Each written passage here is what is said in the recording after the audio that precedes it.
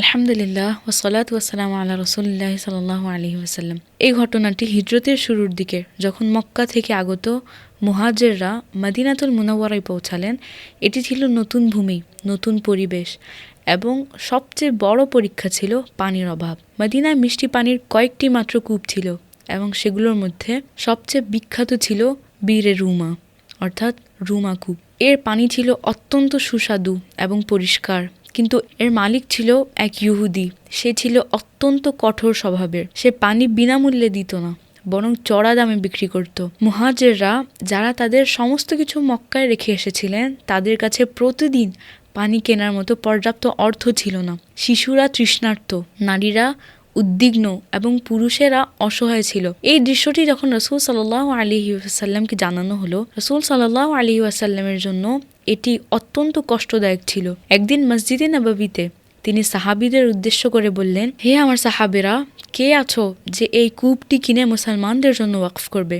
আল্লাহ তাকে জান্নাতে এর চেয়ে উত্তম ঝর্ণা দান করবেন। সাহাবীদের মজলিসে নীরবতা নেমে এলো, কারণ কূপটির দাম ছিল অনেক বেশি এবং অধিকাংশ সাহাবীরাই সেই সামর্থ্য রাখতেন না তখন। সে সময় হযরত উসমান ইবনে আফফান রাদিয়াল্লাহু তাআলা আনহু উঠে দাঁড়ালেন এবং বললেন, হে আল্লাহর রাসূল, আমি এই কূপটি কিনব। তিনি দ্রুত সেই ইহুদির কাছে গেলেন এবং বললেন, কূপটি আমার কাছে বিক্রি করে দাও। ইহুদি অস্বীকার করলো। সে বলল, এটি আমার আয়ের সবচেয়ে বড় উৎস, আমি এটি বিক্রি করতে পারবো না। হযরত উসমান রাদিয়াল্লাহু তাআলা আনহু ছিলেন একজন বিচক্ষণ ব্যবসায়ী। তিনি বললেন, আচ্ছা, পুরোটা না হোক, অর্ধেকটাই বিক্রি করো। একদিন তুমি কূপ ব্যবহার করবে, আরেকদিন আমি ব্যবহার করব। ইহুদি চিন্তা করলো, এতে ক্ষতি নেই, বরং লাভই হতে পারে। তাই সে রাজি হলো। 12,000 দিরহামে চুক্তি সম্পন্ন হলো। এখন হযরত উসমান রাদিয়াল্লাহু তাআলা আনহুর দিন এলে তিনি ঘোষণা করে দিতেন, আজ সবার জন্য পানি বিনামূল্যে, যত খুশি নিয়ে যাও। মানুষ দলে দলে ছুটে আসতো এবং এত পানি ভরে নিত যে পরের দিনের প্রয়োজনও মিটে যেত। ফলে ইহুদির দিনে আর কেউ তার কাছে পানি কিনতে যেত না। তার ব্যবসা প্রায় বন্ধ হয়ে গেল।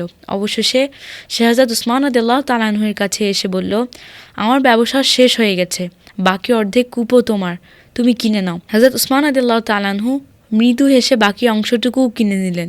এভাবে পুরো কূপটি মুসলমানদের জন্য ওয়াকফ হয়ে গেল। এই সংবাদ যখন রাসূল সাল্লাল্লাহু আলাইহি ওয়াসাল্লামের কাছে পৌঁছলো, তিনি অত্যন্ত খুশি হলেন এবং বললেন, হে উসমান, আল্লাহ তোমার জন্য জান্নাতে এমন সব ঝর্ণা প্রস্তুত রেখেছেন যার কল্পনাও তুমি করতে পারবে না।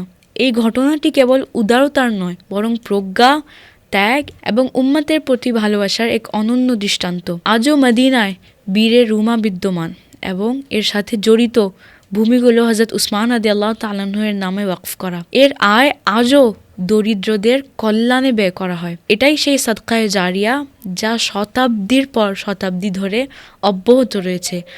আজও মদিনায় এই কূপটি বিদ্যমান এবং মানুষ দলে দলে এর জিয়ারতের জন্য সেখানে যায়।